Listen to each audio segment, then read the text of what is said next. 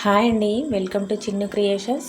చిన్ను క్రియేషన్స్లో ఈరోజు క్యారెట్తో హల్వా చేయడం ఎలానో చూపిస్తాను. అది రెండు రకాలుగా చేశాను, ఒకటి షుగర్తో, మరొకటి బెల్లంతో. ఓకేనండి, ప్రాసెస్లోకి వెళ్ళిపోదాం.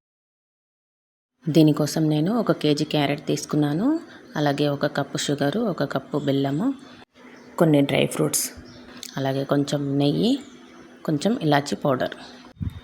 ముందుగా క్యారెట్స్ తీసుకొని వాటిపైన ఉన్న తొక్కంతా ఇలా పీల్ చేసుకున్నాను. తర్వాత చివర్లు కట్ చేసి పెట్టుకోవాలి, ఇలా తురుముకోవాలి. నేను కొంచెం పెద్ద హోల్స్ ఉన్న దాన్ని తీసుకున్నాను. మొత్తం నాకు 1 కేజీకి ఈ కప్తో నాకు 4 కప్స్ వచ్చిందండి. తురుమంతా కలిసి 4 కప్స్ తురుము వచ్చేసింది. ఇందులో ఒక 2 కప్స్ తీసుకున్నాను. 2 కప్స్ షుగర్తో, 2 కప్స్ బెల్లంతో చేస్తున్నాను. ముందుగా షుగర్తో ఎలా చేయాలో చూద్దాము. ఇప్పుడు స్టవ్ ఆన్ చేసి ఒక ప్యాన్లో నెయ్యి వేసుకోవాలి. దానిలో ఇలా డ్రై ఫ్రూట్స్ అన్నీ కట్ చేసుకొని వేయించుకోవాలి.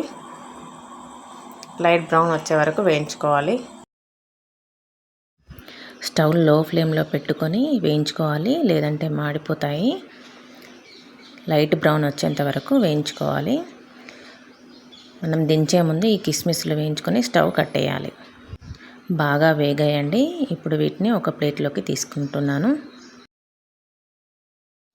ఇప్పుడు అదే ప్యాన్లో మనం తురిమి పెట్టుకున్న క్యారెట్ తురుముని వేసుకోవాలి. నేను 2 కప్పులు తీసుకున్నాను, అది వేసుకొని ఇలా వేయించుకుంటున్నాను. బాగా స్లోగా వేయించుకోవాలండి, చాలా టైం పడుతుంది. ఓపికతో వేయించుకోవాలి.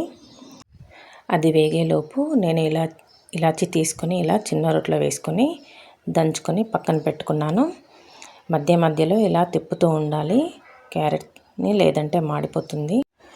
క్యారెట్ కూర అలాంటివి తినని పిల్లలకి ఇలా చేసి పెట్టండి, స్వీట్ లాగా చాలా ఇష్టంగా తింటారు. ఇప్పుడు ఇది బాగా వేగిందండి. దీనికి 1 కప్పు షుగర్ యాడ్ చేస్తున్నాను. యాడ్ చేసి ఇలా తిప్పుతూ ఉండాలి. గరిటెతో మనం ఇలా తిప్పుతూ ఉంటే పాకంలాగా అది కరిగి మొత్తం పాకంలాగా వచ్చేస్తుంది. ఇలా స్టవ్ మీడియం ఫ్లేమ్లో పెట్టి ఇలా తిప్పుకోవాలి. షుగర్ అంతా కరిగి ఇలా పాకంలాగా వచ్చేస్తుంది.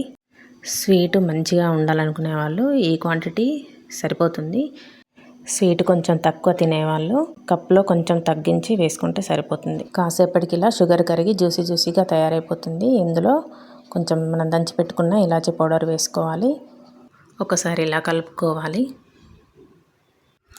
ఇలా కాస్త పలచగా ఉన్నప్పుడే దించుకోవాలి. దించే ముందు మనం వేయించి పెట్టుకున్న డ్రై ఫ్రూట్స్ని వేసుకున్నాను. అంతే అండి, simple and tasty carrot halwa ready అయిపోయింది. చాలా కలర్ఫుల్గా కనిపిస్తుంది. దీన్ని ఇప్పుడు ఒక బౌల్లోకి తీసుకుంటున్నాను. స్వీట్ ఇష్టపడే వాళ్ళు చాలా ఇష్టంగా తింటారండి ఈ క్యారెట్ హల్వాని. పిల్లలు చాలా ఇష్టంగా తింటారు. పిల్లలైనా పెద్దలైనా చాలా ఇష్టపడతారండి ఇది. మీరు కూడా ఒకసారి ట్రై చేయండి. షుగర్ ప్లేస్లో బెల్లం వేసి కూడా ఎలా చేయాలో ఫాస్ట్గా చూపిస్తాను, చూసేయండి.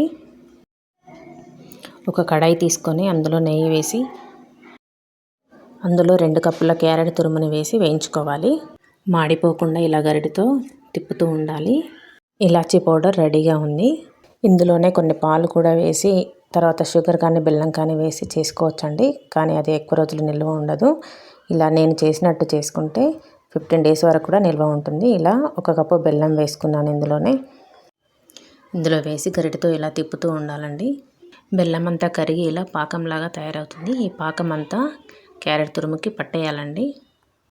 దించే ముందు ఇలా కొంచెం ఇలాచీ పౌడర్ వేసుకున్నాను.